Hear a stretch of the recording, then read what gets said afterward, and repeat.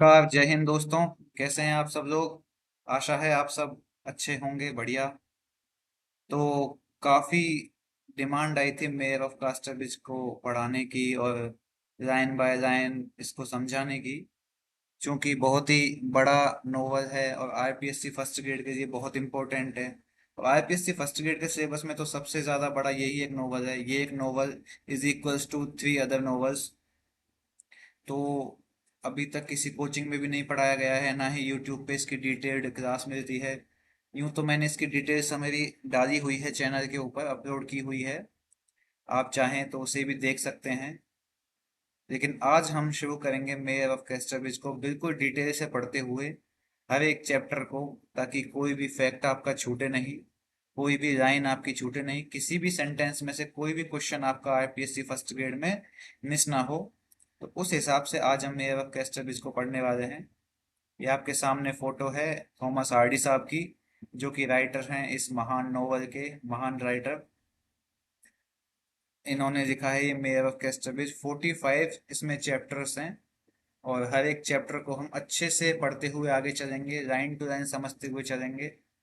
और बहुत ही जल्दी मैं इस नोवेल को आपको कंप्लीट करा दूंगा। ऐसा नहीं है कि मैं इसको, नोवेल लंबा है तो 1 महीने 2 महीने या 3 महीने तक खींचूंगा। तो समय से इसको पूरा करेंगे आपके एग्जाम के उद्देश्य से, क्योंकि ये बनाया जा रहा है। तो बिना किसी देरी के चलिए शुरू करते हैं। Mayor of Casterbridge by Thomas Hardy. ठीक है, तो चैप्टर 1 से हम स्टार्ट करते हैं। One evening of late summer, before the 19th century had reached one third of its span, a young man and woman, the latter carrying a child, were approaching the large village of Baden Priors in Upper Wessex.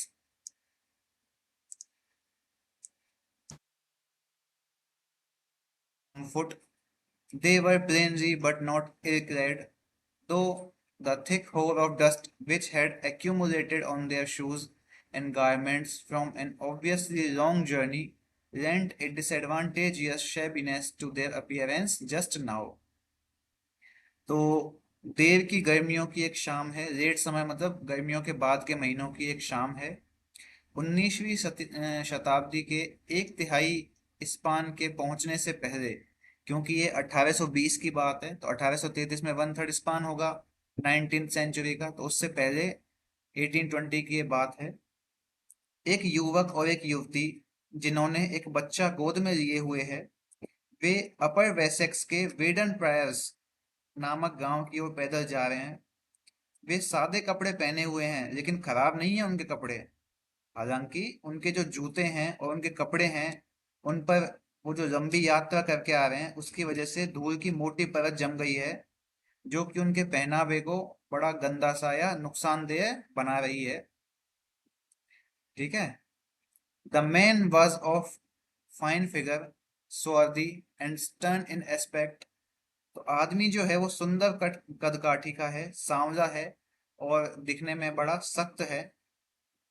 And he showed in profile a facial angle so slightly inclined as to be almost perpendicular। और उसके चेहरे का कोण, यानी कि चेहरा जो उसका गर्दन है, वो इतनी थोड़ी सी झुकी हुई है। और गर्दन के अलावा तो वो बाकी जो है पूरा लंबवत लग रहा है, बिल्कुल सीधा लग रहा है, यानी गर्दन उसके शरीर के ऊपर हल्की सी झुकी हुई है। ही wore a short jacket of brown corduroy, newer than the remainder of his suit, which was a fustian waistcoat with wide horn buttons, breeches of the same tanned leggings, and a straw hat overlaid with black gazed canvas. At his back, he carried by a looped staff a rush basket, from which protruded at one end the crutch of a hay knife, a wimble for hay bonds being also visible in the aperture.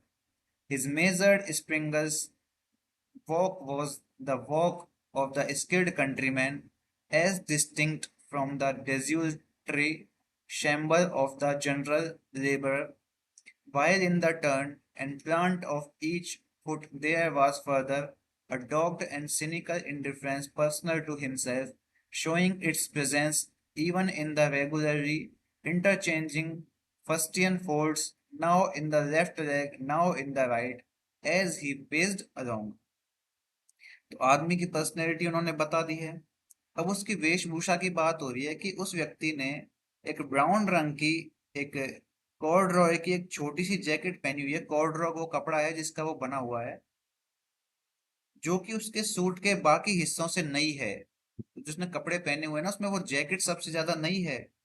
जो कि सफेद सींग के जो button है, उसकी wash wash cut भी उसने पहनी हुई है। उसके वॉश कट में सफेद रंग के बटन लगे हुए हैं। और उसकी जो ब्रीच है, जो ब्रीचेस होते हैं, पैंट होता है जो राजपूत पहनते हैं ना, जो घुटने के नीचे से थोड़ी चपटी होती है और उसके ऊपर थोड़ी फूली हुई होती है, वो पहनी हुई है उसने, जो कि काले रंग के कैनवास से मड़ी हुई है। और साथ ही उसने एक टोपी पहनी हुई है, ब्लैक कलर की उसकी एक टोपी है। अपनी पीठ पे वो एक बास्केट लटकाए हुए है आदमी, जिसके एक छोर पर घास काटने वाला जो चाकू है उसका हत्था निकला हुआ है। और उस छेद में घास काटने के लिए एक छेद भी या एक हैंडल भी दिखाई दे रहा है। और उसकी चाल बिल्कुल एक कुशल देहाती की चाल है। बिल्कुल एकदम देहाती लोग जो चलते हैं ना, गांव के लोग, बिल्कुल उसी तरीके से मस्त मौला रूप से चल रहा है। हालांकि मजदूर मजदूर जो वर्ग है उसकी चाल से उसकी चाल थोड़ी अलग है। ठीक है। और उसका जो पैर है, उसके पैर के प्रत्येक मोड़ में एक हल्की सी उदासीनता है और एक हल्का सा दृढ़ पोस्चर है। और जो कि नियमित रूप से बदलती हुई सिलवटों में अपनी उपस्थिति दिखा रहा है। इंटरचेंजिंग फस्टियन फोर्स का मतलब है नियमित रूप से बदलती हुई जो सलवटें हैं। उसका जो पैर है, एक पैर उठा फिर दूसरा पैर उठा, तो इस तरीके से जो उसने ब्रीचेस पहने हुए हैं उसमें सिलवटें पड़ रही हैं। जैसे ही आदमी अपना पैर उठाएगा तो सिलवटें दिखाई देंगी। तो इतना डीपली, इतना बारीकी से इसका एक्सप्लेनेशन किया हुआ है उसकी वेशभूषा का, पूर्ण रूप से। एक बार के लिए वो लेफ्ट लेग में दिखता है और एक बार के लिए फिर वो राइट लेग में दिखता है, जैसे ही वो आगे बढ़ता जाता है।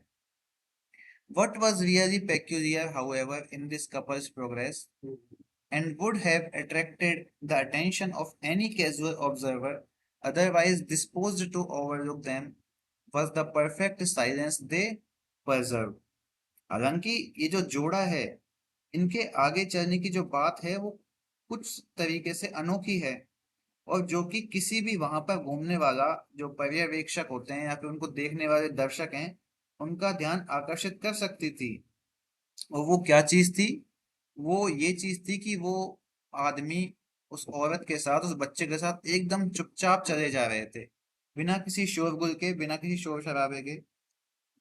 तो वो इतने शांत थे कि वहां के लोगों को उन्होंने अपनी ओर ध्यान आकर्षित करने पर विवश कर ही दिया। They walked side by side in such a way as to suggest afar of the low, easy, confidential chat of people full of reciprocity. वे इस तरह से एक दूसरे के साथ साथ चल रहे थे कि उनको दूर से ही लोगों की बिल्कुल धीमी, सहज और जो गुप्त बातचीत है, कॉन्फिडेंशियल का मतलब होता है गुप्त, उस बातचीत का उनको आभास हो रहा है। यानी कि उनके कानों में हल्की सी फुसफुसाहट की आवाज तो सुनाई दे रही है। But on closer view, it could be discerned that the man was reading or pretending to read a ballad sheet which he kept before his eyes with some difficulty by the hand that was passed through the basket strap. लेकिन नजदीक से देखने पे हमको ये पता पड़ता है कि वो आदमी जो चले जा रहा है, उसके हाथ में एक बैलेट शीट है, जिसको कि वो या तो पढ़ रहा है या पढ़ने का नाटक कर रहा है। और अपने हाथों से पकड़ा हुआ है। हालांकि उसके हाथों को थोड़ी तकलीफ हो रही है, क्योंकि उसके कंधों पे बास्केट की स्ट्रेप्स लगी हुई हैं। उसने पीठ पे बास्केट टांगी हुई है ना, तो कंधे चिपके हुए हैं उस बास्केट की स्ट्रेप से। जैसे हम बस्ता टांगते हैं ना पीठ के ऊपर, तो थोड़ी दिक्कत आती है हाथ में किसी चीज को स्ट्रेट पकड़ने में, उसी तरीके से उसे भी दिक्कत आ रही है। Whether this apparent cause were the real cause, or whether it were an assumed one to escape an intercourse that would have been irksome to him, nobody but himself could have said precisely. हालांकि ये जो उसका व्यवहार है, ये शायद उसका दूसरे लोगों से संबंध स्थापित करने में या उनसे इंटरकोर्स करने में उसे नजरअंदाज करने के लिए प्रोत्साहित कर रहा है, या तो ऐसा कहा जा सकता है। या फिर इस तरह से कहा जा सकता है कि कोई भी व्यक्ति सिवाय उसके उस पूरे माहौल को प्रिसाइजली ऑब्जर्व करने में इंटरेस्टेड नहीं है। But his taciturnity was unbroken. Taciturnity का मतलब होता है चुप्पी या शांति, लेकिन उसकी चुप्पी अभी भी नहीं टूटी है, वो बरकरार है। And the women enjoyed no society what ever from his presence. और जो महिला है उसे उन लोगों की उपस्थिति से दूर किसी की भी संगत पसंद नहीं है, यानी कि वो महिला भी मस्त मौला है, वो जिन लोगों के साथ है उन्हीं के साथ अपना सिस्टम देख रही है, बाकी उसे दूसरे लोग क्या देख रहे हैं उनसे कोई मतलब नहीं है। Virtually she walk the highway alone save for the child she bore. और उस हाईवे के ऊपर वो अकेली चले जा रही है अपने बच्चे को लेकर के। Sometimes the man's bent elbow almost touched her shoulder, for she kept as close to his side as was possible without actual contact, but she seemed to have no idea of taking his arm, nor he of offering it. कभी कभी उस आदमी की जो भुजाएं हैं वो महिला के कंधे को टच करती, उसे अपने नजदीक रखने के चाह में या कोशिश में कि वो उसको अपने नजदीक रख सके, लेकिन महिला बिल्कुल भी रुचि नहीं दिखा रही थी आदमी का हाथ पकड़ने में, और ना ही वो अपना हाथ उसको ऑफर कर रहा था पकड़ने के लिए। And far from exhibiting surprise at his ignoring silence, she appeared to receive it as a natural thing. और इस आश्चर्य के बावजूद भी, इस नजरअंदाज कर देने वाली चुप्पी के बावजूद भी, वो उसे एक प्राकृतिक तरीके से एक्सेप्ट करने के लिए एकदम से अपीयर्ड हुई, यानी कि एक नेचुरल वे में। कहीं ना कहीं वो चाहती तो थी उसका हाथ पकड़ना, लेकिन उसने फिर भी उस चीज को एक नेचुरल वे में इग्नोर ही किया है। If any word at all were uttered by the little group, it was an occasional whisper of the woman to the child, a tiny girl in short clothes and blue boots of knitted yarn, and the murmured babble of the child in reply. उस छोटे से समूह के द्वारा, यानी कि उस आदमी, औरत, उस छोटे और बच्चा, उस छोटे से समूह के द्वारा यदि कोई भी शब्द बोला जाता, तो वो उस महिला की अपने बच्चे से कही जाने वाली हल्की सी बुदबुदाहट होती, जो कि एक छोटी सी बच्ची है, लड़की है, जिसने छोटे कपड़े पहने हुए हैं और नीले रंग के जूते पहने हुए हैं, और साथ ही साथ एक गांठ बंधी हुई यार्न पहनी हुई है। ठीक है। यार्न होता है सूत। ठीक है, किस चीज के नीले रंग के जो जूते हैं किस चीज के हैं? निटेड यार्न के हैं, बुने हुए सूत के जूते पहने हुए। भाई चमड़े के जूते तो पहनेगे नहीं, इतनी छोटी बच्ची है कि गोदी में है, तो ऐसा तो है नहीं कि भाई चमड़े के जूते या वो लेदर बूट्स पहनेगी। उसने ऊन से बने हुए या सूत से बने हुए नीले रंग के बूट्स पहने हुए हैं। और जो बातचीत है माँ और बेटी के बीच में, माँ कुछ फुसफुसाती बेटी से, और बेटी थोड़ी सी बड़बड़ाहट में या बेबलिंग में हल्का सा उसको जवाब देती, जैसे बच्चे करते हैं ना, ए यू, इस तरीके से। जैसे तुषार कपूर करता है गोलमाल में, ए आई ओ ओमा ओमा ओमा।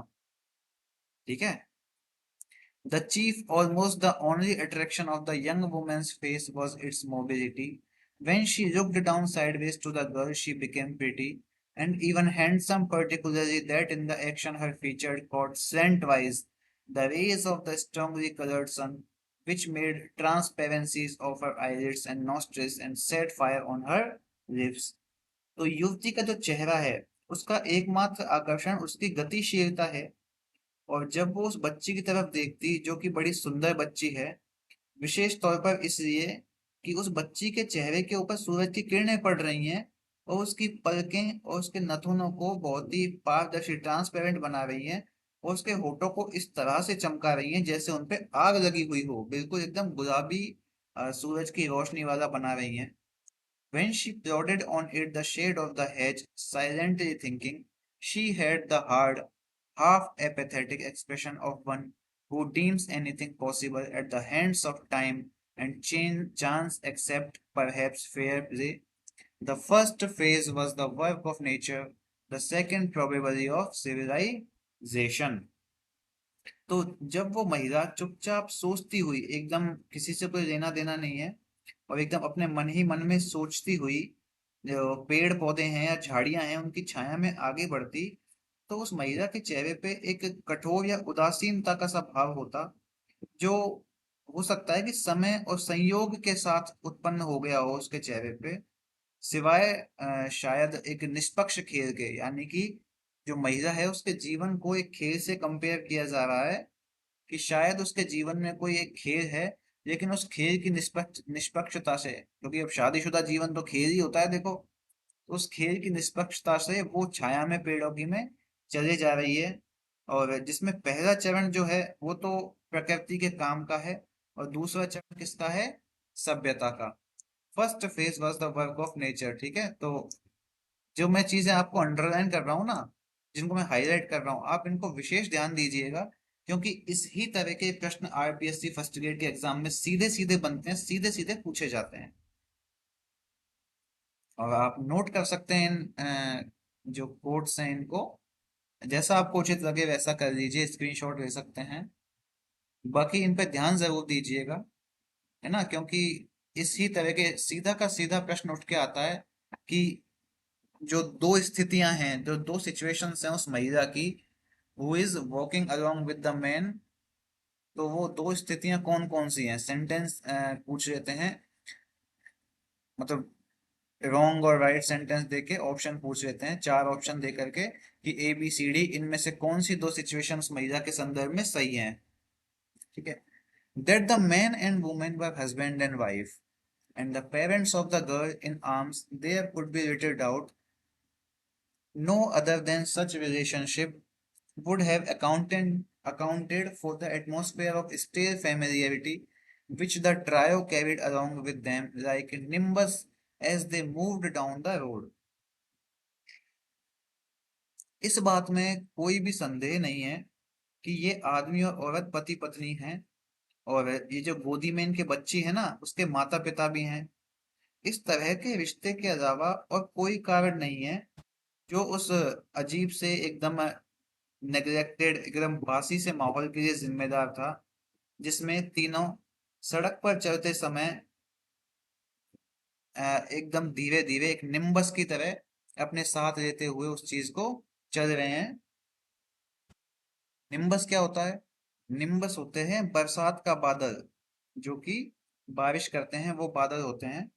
तो इसका कहने का मतलब है कि कोई उस का रिश्ता है, उसके अलावा ऐसा कोई भी रीजन नहीं है जो उस बासी माहौल के लिए जिम्मेदार है, जिससे कि तीनों सड़क पे चलते समय एक निम्बस के बादल की तरह अपने साथ लेके चल रहे हैं। क्योंकि देखिए बरसात का जो बादल होता है वो बड़ा बड़ा घना और काला होता है, तो जब काले बादल छाते हैं आसमान में तो माहौल कैसा हो जाता है? उदासीन सा हो जाता है, बिल्कुल रोशनी गायब हो जाती है। तो उसी तरह का माहौल उनके जीवन में छाया हुआ है। इसी चीज को जो हार्डी साहब हैं उन्होंने प्रेजेंट करने की कोशिश की है।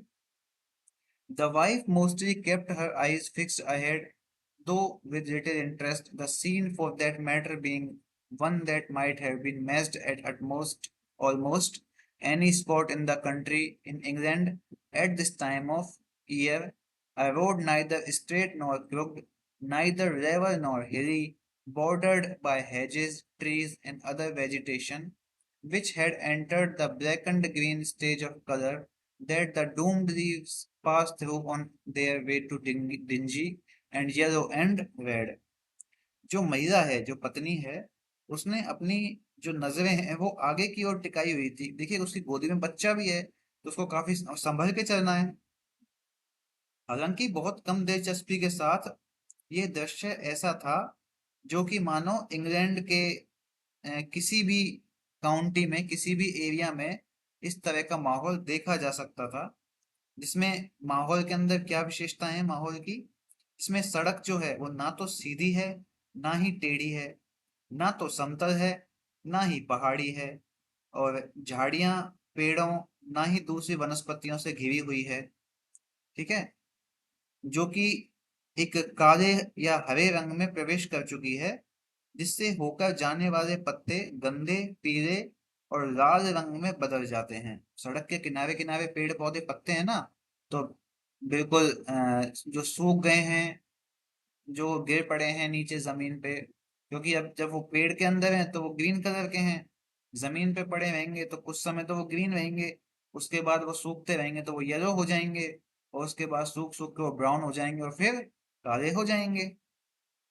The grassy margin of the bank and the nearest hedgerow boughs were powdered by the dust that had been stirred over them by hasty vehicles, the same dust as it lay on the road, deadening their footfalls like a carpet, and this with the aforesaid total absence of conversation allowed very extraneous sound to be heard. किनारे के जो घास के किनारे के आसपास जो सबसे नजदीक झाड़ियां जो हैं, उनकी टहनियां जल्दीबाजी में चलने वाले वाहनों के द्वारा उड़ाई गई जो धूल है उससे ढकी हुई हैं। अगल बगल में, रोड के बगल में जो पेड़ पौधे हैं उनके ऊपर धूल जमी हुई है। ये वही धूल है जो सड़क पे पड़ी है और उन लोगों के पैरों के निशानों को एकदम कालीन की तरह ढक रही है, लाइक अ कारपेट। और ये उपरोक्त बातचीत की अनुपस्थिति के कारण हर बाहरी आवाज को सुनने की अनुमति देता है। ठीक है, बाहर की आवाज सुनी जा सकती है इस सब चीज से, क्योंकि बाकी चीजों में तो सुनने की अनुपस्थिति है, शायद शोर शराबा है, हवा है, पेड़ों की गड़गड़ाहट है, इस तरह का यहाँ पे माहौल है, जल्दबाजियां हैं गाड़ियों की। उस माहौल की वजह से, उस माहौल की अनुपस्थिति की वजह से हर बाहरी आवाज को सुनने की अनुमति दे रहा है उस चीज को। For a long time there was none beyond the voice of a weak bird singing a trite old evening song that might doubtless have been heard on the hill at the same hour, and with the self same trills, quavers, and breathes at any sunset of that season for centuries untold. लंबे समय तक कोई आवाज नहीं आई सिवाय एक कमजोर पक्षी की आवाज के, जो कि शाम का एक घिसा पिटा पुराना सा गाना गा रहा था, जिसे बिना किसी संदेह के पहाड़ी पर उसी समय और उसी तरह की मधुर ध्वनि, जिसमें कि कपकपी थी और एक लय थी, और उस आवाज को उस मौसम के किसी भी सूर्यास्त के समय, यानी कि प्रतिदिन ये आवाज आती है सूर्यास्त के समय पे, तो उस आवाज को मौसम के किसी भी सूर्यास्त के समय सदियों तक सुना जा सकता था। सेंचुरीज अनटोल्ड मतलब सदियों तक सुना जा सकता था उस आवाज को। But as they approached the village, sundry distant shouts and rattles reached their ears from some elevated spot in that direction, as yet screened from view by foliage. लेकिन जैसे जैसे वे गांव के पास पहुंचते गए, दूर से आने वाली चीखें और खड़खड़ाहटें उस दिशा में किसी ऊंचे स्थान से उनके कानों तक पहुंच रही थी। और कौन से स्थान की बात हो रही है? जो अभी भी छिपा हुआ है, किससे? पत्तियों से। Yet screen from view bye foliage मतलब है जो अभी भी पत्तियों से या पेड़ पौधों से घिरा हुआ है। यानी अभी वो उस गांव में पहुंचे नहीं है, उस गांव से पहले, और उनके बीच में पेड़ पौधे हैं, पत्तियां हैं, मे भी जंगल है, इसलिए वो गांव अभी उनको दिखाई तो नहीं दे रहा है, लेकिन शोर शराबा तो आ रहा है। When the outlying houses of Vedan Priors could just be described, the family group was met by a turnip hoer with, with his hoe on his shoulder and his dinner bag suspended from it. The reader promptly glanced up. तो जब Whedon priors के बाहरी घर दिखाई देने लग गए थे या उनका वर्णन किया जा सकता था, तो उस परिवार को एक टर्निप होवर मिला है। टर्निप होवर होता है शलजम उगाने वाला किसान, जिसके कंधे पर क्या है? हो है, वो यानी कि कुदाल या हंसिया, और उसका डिनर बैग उससे लटका हुआ है। और उस व्यक्ति ने तुरंत ऊपर देखा है। Any trade doing here, he asked phlegmatically, designating the village in his van by a wave of the broadsheet, and thinking the laborer did not understand him, he added, anything in the hairdressing line? तो वो आदमी पूछ रहा है कि क्या यहाँ कोई काम है, यानी कि आप किसी काम से आए हो क्या यहाँ पे? उसने बड़े उदासीन भाव से पूछा, और अपनी गाड़ी के अंदर बैठे हुए जो गांव है उसका पीछे, यानी कि गाड़ी में है वो व्यक्ति, और उसके पीछे जो गांव है उसकी तरफ इशारा करते हुए कहा है उसने ये बात कि भाई तुम गांव में किसी काम से आए हो क्या? और ये सोचकर कि उस आदमी ने उसकी बात को समझा नहीं है, उस आदमी ने कहा कि क्या हेयर ड्रेसिंग लाइन के लिए कुछ काम है क्या यहाँ पर? Anything in the hate रसिंग line, यानी कि हेट रसिंग लाइन के लिए यहाँ पे कुछ काम है। घास काटने की जो लाइन है, क्या उसमें कुछ है क्या, यानी कि कोई काम धंधा अवेलेबल है कि नहीं है इस गांव में। The turnip who had already begun shaking his head. Why save the man? What wisdom's in him that I should come to Vedan for a job of that sort this time of year? तो जैसे ही उसने आदमी ने पूछा है कि भाई hate रसिंग के लिए कोई काम है क्या यहाँ पे, तो शलजम काटने वाले किसान ने पहले ही अपना शेर हिलाना शुरू कर दिया। कि जैसे ही हम किसी बात को सुनते हैं ना जिसमें हम बड़ा नकारात्मक सा महसूस करते हैं, तो हम पहले ही मना करने की तरफ से हिलाना शुरू कर देते हैं। तो उस टर्निप ओवर ने शुरू में ही शेर हिलाना शुरू कर दिया, और वो कहता है कि क्यों हे व्यक्ति, आखिर तुम्हारी जो बुद्धिमानी है, तुम्हारी जो बुद्धि है, उसने तुम्हें ऐसा कैसे समझाया है कि एक व्यक्ति को साल के इस समय पर वेडन में काम के लिए आना चाहिए। यानी कि वो अल्टीमेटली कहना चाह रहा है कि इस समय कोई काम नहीं है एक हेयर ड्रेसर का। Then is there any house to let? A little small cottage, just a builded or such like? Asked the other. तो फिर क्या रहने के लिए कोई घर है? एक छोटा सा कॉटेज, जो कि ज्यादा बहुत अच्छा से नहीं लेकिन ठीक ठाक बना हुआ हो, या फिर उसके जैसा ही कुछ, उस व्यक्ति ने पूछा है। पैदल चल रहा है जो व्यक्ति। The pessimist still maintained negative. अब वो जो निराशावादी व्यक्ति है गाड़ी में बैठा हुआ है, टर्निप होवर जो है, उसने फिर से वही नकारात्मक ऊर्जा को बनाए रखा है। Pulling down is more the nature of Vedon. There were 5 houses cleared away last year, and 3 this, and the walk nowhere to go. No, not so much as a thatched hurdle. That's way of Vedon priors. तो निराशावादी ने फिर से नकारात्मक रूप बनाए रखा है, और वो कह रहा है कि वेडन के अंदर इस समय में काफी गिरावट आई हुई है। और पिछले साल 5 घर साफ हो गए थे, यानी कि 5 घर खत्म हो गए, तबाह हो गए, बर्बाद हो गए। और इस साल 3 हो गए, और लोगों के पास जाने के लिए कोई जगह नहीं है। यहाँ तक कि एक छप्पर की दीवार भी नहीं है। यही तो वेडन प्रायर्स का रास्ता है। The hairdresser, which he obviously was, nodded with some superciliousness. Looking towards the village, he continued, there is something going on here. However, it is there not? घास काटने वाला व्यक्ति, जो कि जाहिर है कि वो था भी, उसने कुछ घमंड से सिर हिलाया, और गांव की ओर देखते हुए उसने कहा कि यहाँ कुछ तो चल रहा है ना। इज देयर नॉट का मतलब है ना, कुछ चल तो रहा है ना, वो पूछ रहा है उस बात से। As it is fair day. अब वो कह रहा है कि आज मेले का दिन है, फेयर लगा हुआ है आज। Though what you hear now is little more than the clatter and scurry of getting away the money of children and fools, for the real business is done earlier than this. I have been working with sound of all day, but I didn't go up. Not I. It was no business of mine. तो वो आदमी कह रहा है turnip over कि हाँ ये अच्छा दिन है, लेकिन अब जो आप सुन रहे हैं ना वो बच्चों और मूर्खों के पैसे छीनने की शोरगुल और भागदौड़ से ज्यादा कुछ नहीं है।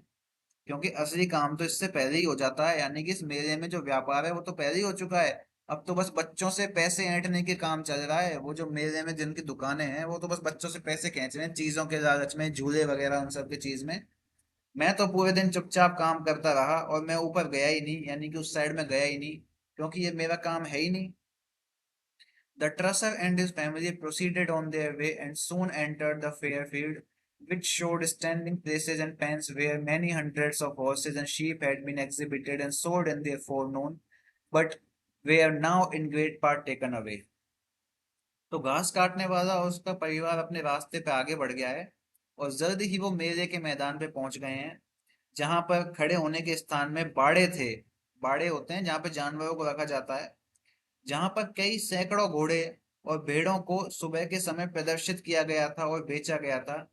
लेकिन अब उनमें से अधिकांश को ले जाया गया है, यानी कि ज्यादातर घोड़े और भेड़ें जो हैं वो बिक चुकी हैं। At present as their informant had observed.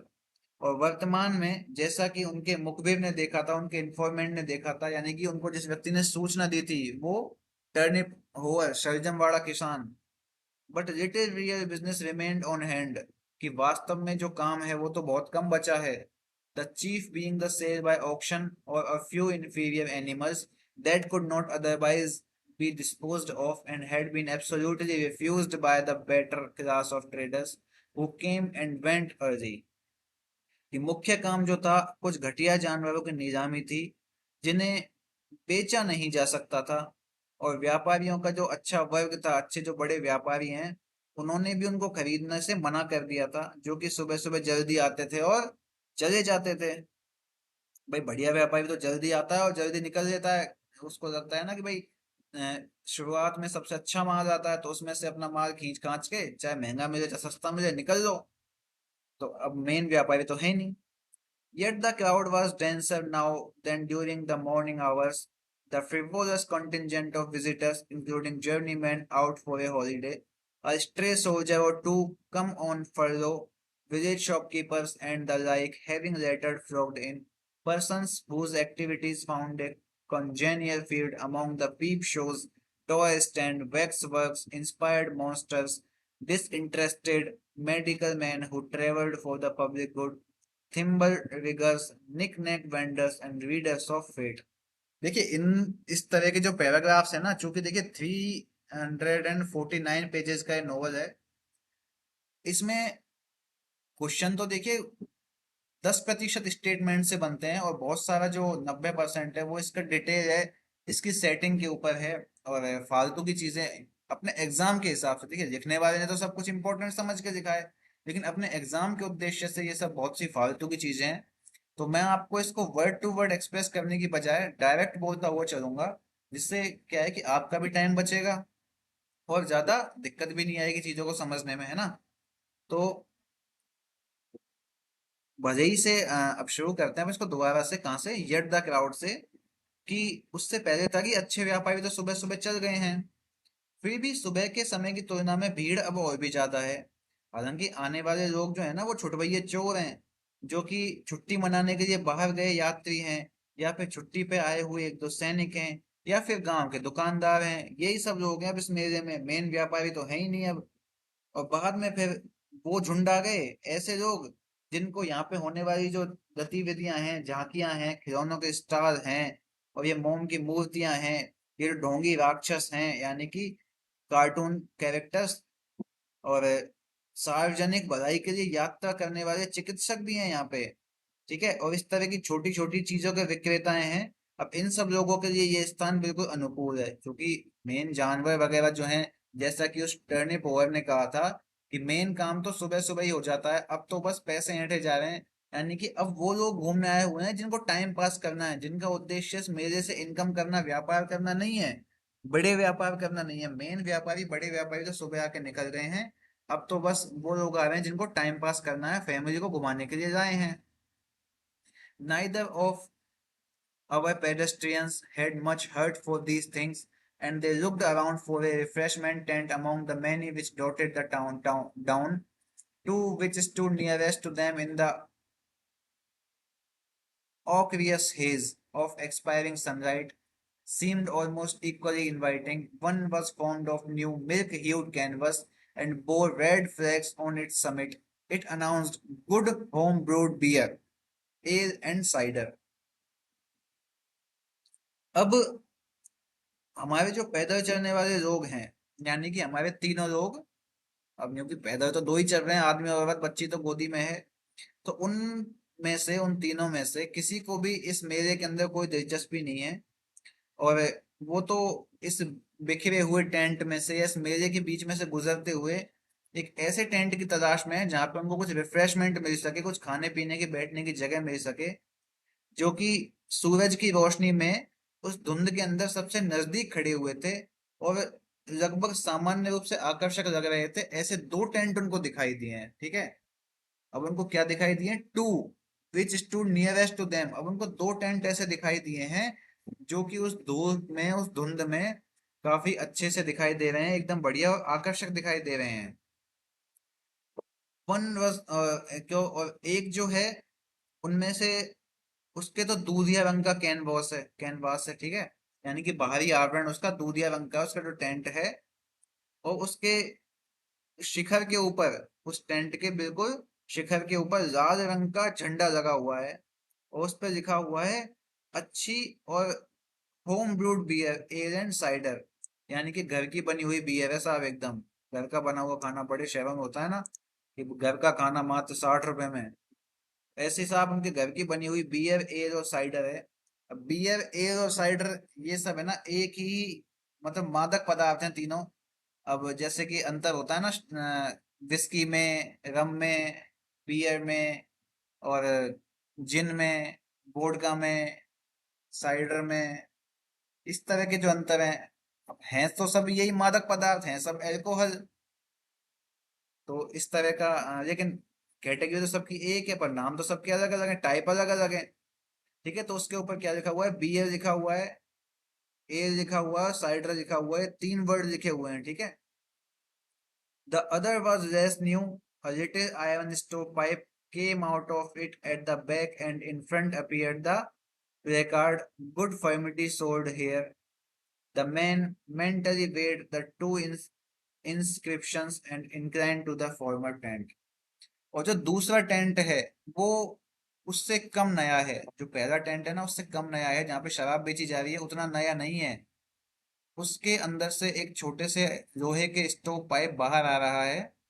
ठीक है, जो कि पीछे की तरफ से मुड़ता हुआ आगे की तरफ दिखाई दे रहा है। और उसके ऊपर एक प्लाकार्ड लगा हुआ है, प्ले कार्ड लगा हुआ है, यानी कि तख्ता लगा हुआ है, जिसपे लिखा हुआ है गुड फर्मिटी सोल्ड हेयर। यानी कि यहाँ पे अच्छा फर्मिटी बेचा जाता है, दलिया बेचा जाता है। फर्मिटी क्या होता है? फर्मिटी होता है एक दलिया जिसके अंदर किशमिश, दाख और ड्राई फ्रूट्स वगैरह मिले हुए होते हैं, उसका दलिया होता है। The man mentally weighed the two inscription, उस आदमी ने बहुत ही केंद्रित दिमाग से दोनों चीजों को पढ़ा है। एक तो शराब की चीज और एक फर्मिटी की चीज, दोनों को पढ़ा है। और उसकी इच्छा क्या हुई है कि वो पहले वाले टेंट की ओर बढ़ चले, यानी कि उसकी इच्छा है, वो इंक्लाइंड हुआ है पहले वाले टेंट की ओर। उसका झुकाव पिछले टेंट की ओर है, शराब वाले टेंट की ओर। No no, the other one, said the woman. I always like furmity, and so does Elizabeth Jane. And so will you. It is nourishing after a long, hard day. अब देखिए, ठीक है। औरत कह रही है कि नहीं नहीं, उस वाले में नहीं, दूसरे वाले में। मुझे हमेशा से फर्मिटी पसंद है, और एलिजाबेथ जेन को भी यही पसंद है। अब उस उनकी वो बच्ची है ना, उस बच्ची का नाम है एलिजाबेथ जेन, और तुम्हें भी ये पसंद आएगी। हालांकि इतने थकावट भरे दिन के बाद ये काफी पौष्टिक भी होगी, तो इसलिए हमको दूसरे टेंट में जाना चाहिए। ये महिला का सुझाव है।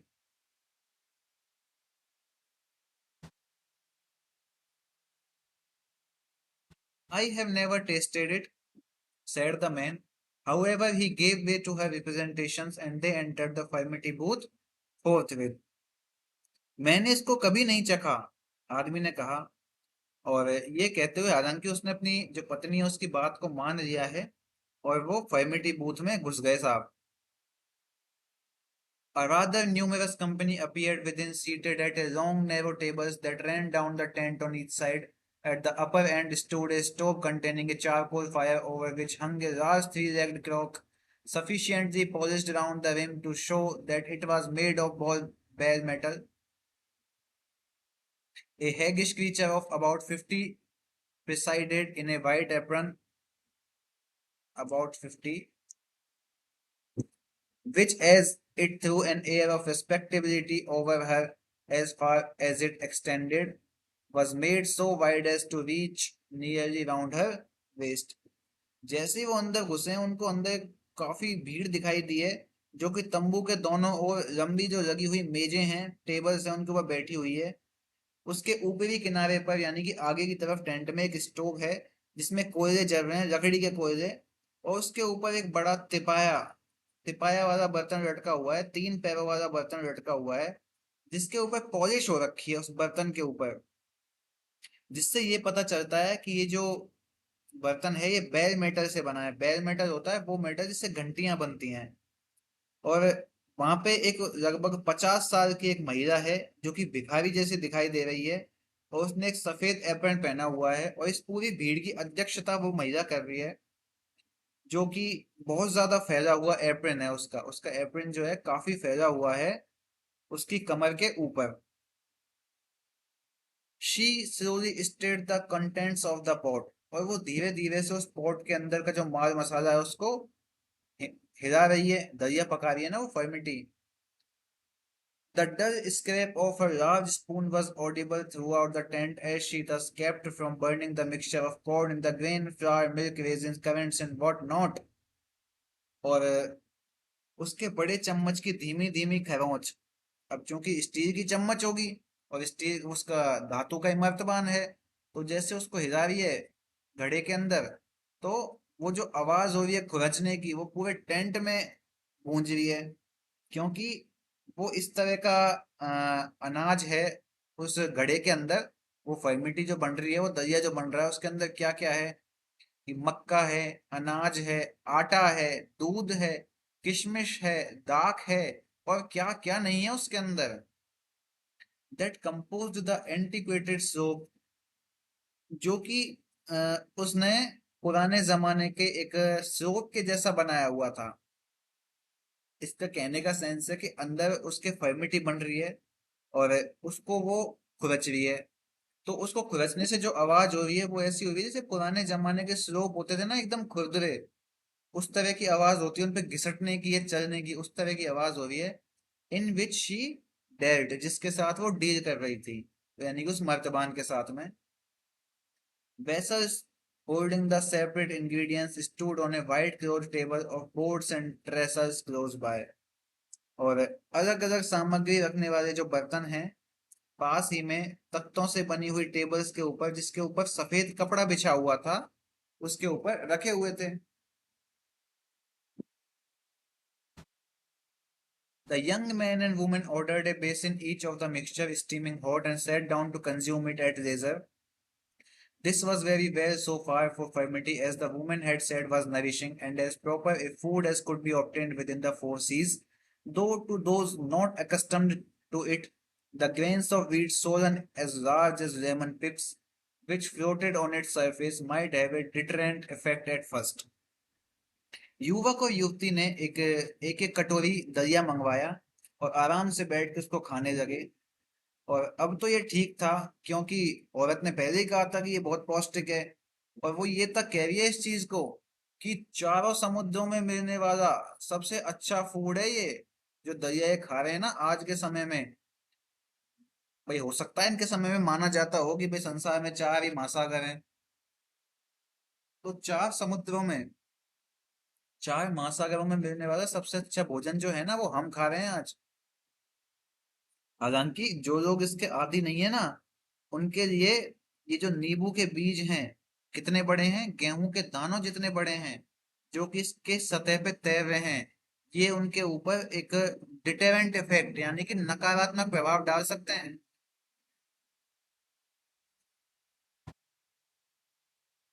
वो इस बात को कहना चाह रही है कि हमको तो इतना अच्छा लग रहा है कि जैसे चार समुद्रों में सबसे अच्छा यही खाना है, लेकिन इसके अंदर जो नींबू के बीज तैर रहे हैं ना मोटे मोटे, ये जो लोग इसको इस दरिए को पहली बार खा रहे हैं उनके ऊपर नकारात्मक प्रभाव डाल सकते हैं कि उनको अच्छा ना लगे, और ऑब्वियस सी बात है नींबू के बीज किसको अच्छे लगते हैं। But there was more in that tent that made the cursory glance, and the man with the instinct of a perverse character scented it quickly. After a mincing attack on his bowl, he watched the hags proceeding from the corner of his eye and saw the game she played. He winked to her and passed up his basin in reply to her nod. When she took a bottle from under the table, slyly measured out a quantity of its contents and tipped the same into the man's furmity. The liquor poured in was rum. The man, as slyly sent back money in payment। अब दरिए का तो हमको पता है, लेकिन उस तंबू में दरिए से भी ज्यादा कुछ है, जिसको कि करसरी ग्लैंस से यानी कि सरसरी निगाह से देखा जा सकता था।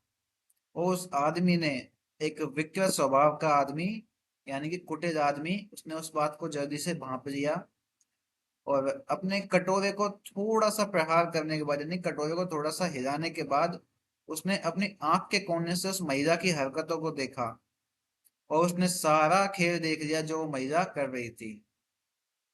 उसने उस औरत की ओर एक आंख मारी और उस औरत के सिर हिलाने पे अपना जो बर्तन है वो आगे बढ़ाया। उस औरत ने मेज के नीचे से एक बोतल निकाली और उसमें से कुछ मात्रा नाप करके उस आदमी के बर्तन में डाल दिया। और उस बर्तन में क्या डाला है, उस बोतल में क्या था, उस बोतल में थी रम। और उस आदमी ने चुपके से भुगतान के रूप में पैसे दे दिए, यानी कि जो पैसे, जितने पैसे की रम उसने डाली है उतने पैसे आदमी ने चुपचाप उस महिला को सरका दिए हैं। इतना शराबी आदमी। He found the concoction thus strongly raised much more to his satisfaction than it had been in its natural state. His wife had observed the proceeding with much uneasiness, but he persuaded her to have hers raised also, and she agreed to a milder allowance after some misgivings. उसने इस बात को पाया कि इस मिश्रण में इतनी मात्रा में मिलावट थी कि वो उस मिश्रण की स्वाभाविक अवस्था से कहीं अधिक संतुष्ट था। यानी कि जितनी रम उस महिला ने डाली है, उस बूढ़ी औरत ने डाली है, उतनी उस आदमी ने एक्सपेक्ट नहीं की थी, लेकिन फिर भी उस औरत ने अच्छी खासी मात्रा उसकी फर्मिटी में डाल दी है।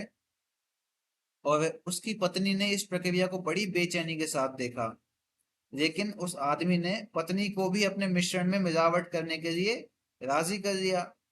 अब पत्नी थोड़ी सी तो हिचकिचाई, लेकिन थोड़ी सी कम मात्रा लेने के लिए वो राजी हो गई। The man finished his basin and called for another, the rum being signalled for in yet stronger proportion. The effect of it was soon apparent in his manner, and his wife but too sadly perceived that in strenuously steering off the rocks of the licensed liquor tent, she had only got into maelstrom depths here amongst the smugglers. आदमी ने साहब अपना खाना खत्म किया और फिर एक और बाउल मंगवा लिया। और उसने इशारे से बूढ़ी औरत को इशारा कर दिया कि थोड़ी सी रम ज्यादा मिलाए आपके। और उस जो वो जो शराब उसके ऊपर चढ़ रही थी, जल्द ही उसके व्यवहार में उस शराब का असर दिखाई देने लग गया। उसकी पत्नी को इसको इस चीज को देखकर बड़ा दुख हुआ। और विशेष तौर पे इस बात से ज्यादा दुख हुआ कि बगल वाला जो टेंट है वो तो लाइसेंस प्राप्त की हुई शराब की दुकान है, वहां पे तो कुछ तस्करी जैसा है नहीं। लेकिन ये जगह जिसके अंदर शराब बेचने का लाइसेंस भी नहीं है, और ये महिला जो तस्कर है, ये सभी लोग जो हैं इसी चीज के लिए यहाँ बैठे हुए हैं। तो उस औरत ने पाया कि वो इन शराब बेचने वाले और खरीदने वाले तस्करों के बीच में फंस चुकी है। The child began to prattle impatiently, and the wife more than once said to her husband, Michael, how about our lodging? You know, we may have trouble in getting it if we don't go soon. तो आदमी का नाम सा पहली बार आया, आदमी का नाम है माइकल। तो अब जो बच्चा है वो इम्पेशेंटली प्रेटल करने लग गया, यानी कि बिना धैर्य के अधीरता से बड़बड़ाने लग गया, क्योंकि बच्चा परेशान हो गया था उस टेंट में बैठे बैठे इतनी भीड़ में। और पत्नी ने कई बार अपने पति से कहा कि माइकल, हमारे रहने की जगह के बारे में तुम्हारा क्या ख्याल है?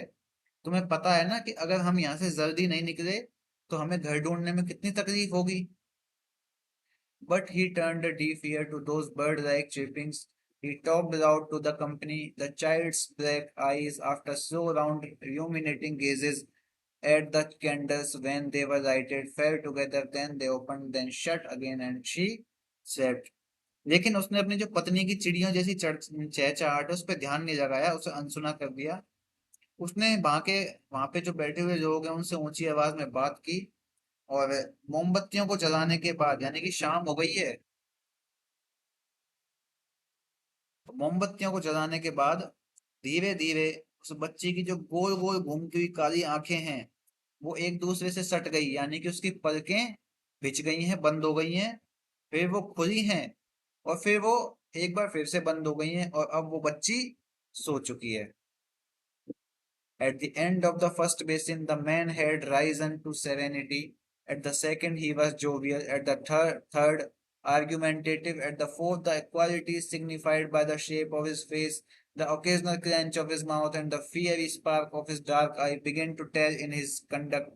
He was overbearing, even brilliantly quarrelsome. पहले कटोरे के अंत में तो वो आदमी शांत हो गया। दूसरे के कटोरे के अंत में, यानी कि उस आदमी के खाने की बात बता रहा है जिसमें शराब वाला जो प्याला है, तो पहला प्याला पीने के बाद वो शांत हो गया। दूसरा प्याला पी के वो खुश हो गया। तीसरा प्याला पी के वो बहस करने लगा। और चौथे प्याले के बाद में तो उसके चेहरे की आकृति ही बिगड़ गई। कभी कभी उसका मुंह सिकुड़ता, कभी कभी उसकी आंखों में ज्वलंत चमक प्रकट होती, जो कि उसके व्यवहार में झलकने भी लगी थी।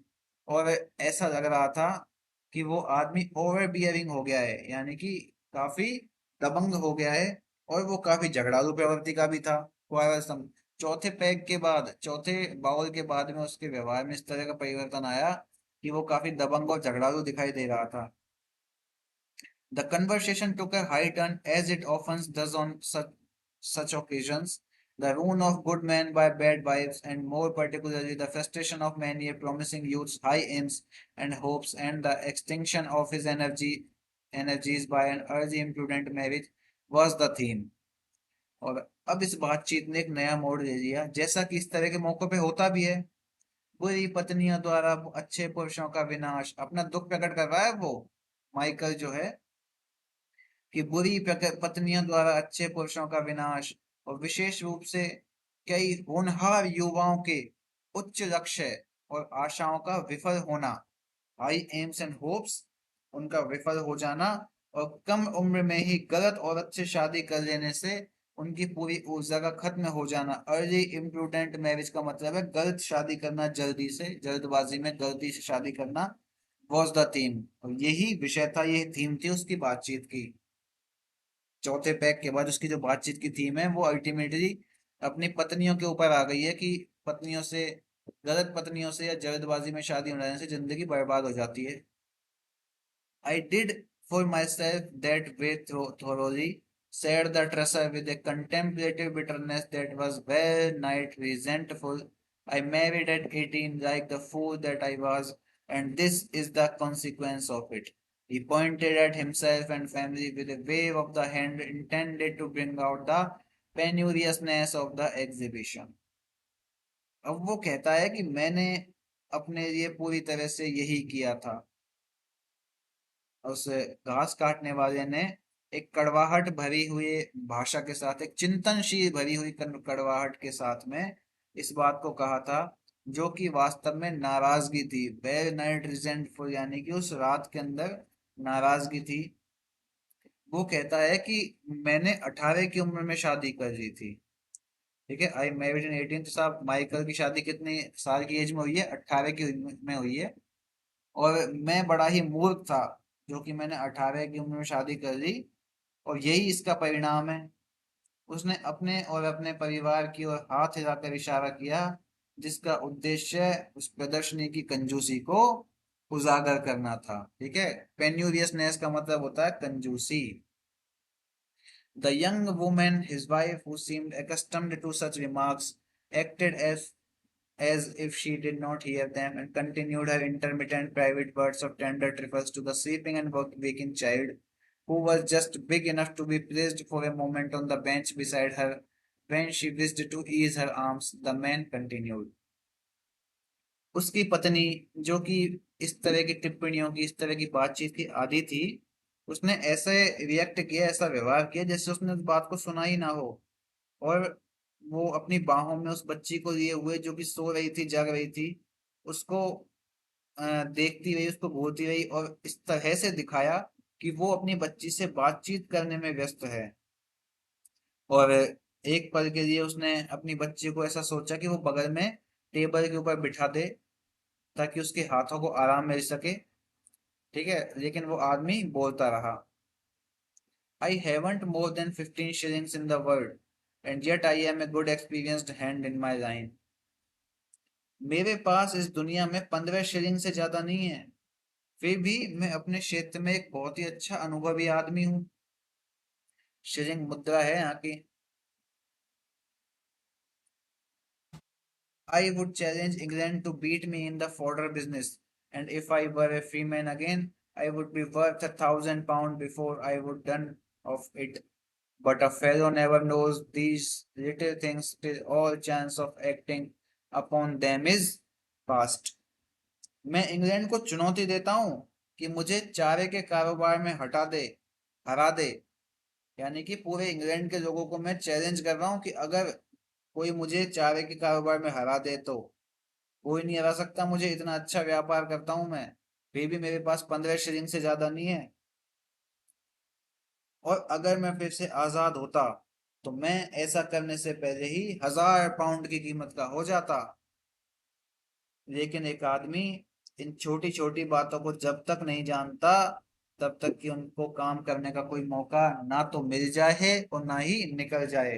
यानी कि अपनी वैल्यू का एक आदमी को तब तक पता नहीं चलता है जब तक उसके हाथ से कोई मौका या तो मिले नहीं उसको, या फिर मौका निकल जाए, तभी इंसान को अपनी वैल्यू का पता चलता है। The auctioneer selling the old horses in the field outside could be heard saying, "Now this is the last lot. Now who will take the last lot for a song? Shall I say 40 shillings? It is a very promising brood mare, a trifle over 5 years old, and nothing the matter with the horse at all, except that she is a little holler in the back and had her left eye knocked out by the kick of another, her own sister coming along the road." बाहर मैदान में एक नीलामी करने वाले व्यक्ति को अपने बूढ़े घोड़ों को बेचते हुए सुना जा सकता है। और वो ये कह रहा है कि अब लास्ट लॉट बचा है। आखिर कौन है इस आखिरी लॉट को जो ले लेगा एक गाने के लिए? क्या मैं वो 40 शिलिंग कहूँ? यानी कि वो दाम लगा रहा है अपने घोड़े घोड़े के कि 40 शिलिंग दे दे कोई इसके। ये एक बहुत ही अच्छी घोड़ी है और 5 साल से थोड़ी सी ज्यादा उम्र की है। इस घोड़ी के साथ कोई समस्या नहीं है, बहुत अच्छी घोड़ी है ये, सिवाय इसके कि ये थोड़ी सी चिल्लाती है। और इसकी एक आंख जो है वो थोड़ी सी फूटी हुई है, जो कि ये सड़क पे आ रही है ना पीछे पीछे इसकी बहन, इसने लात मारी थी इसको, यानी कि इस घोड़ी की बहन ने इसको लात मार दी थी, इससे इसकी एक आंख फूट गई थी। बस यही एक कमी है इसके अंदर, और कोई कमियां नहीं है इस घोड़ी के अंदर, बहुत ही शानदार घोड़ी है ये।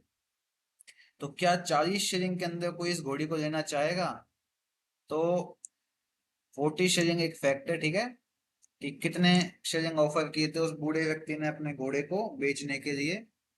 ठीक है, तो आज की क्लास में हम यहीं तक करते हैं, मिलते हैं नेक्स्ट वीडियो में। तब तक के लिए धन्यवाद। जय हिंद, जय श्री राम।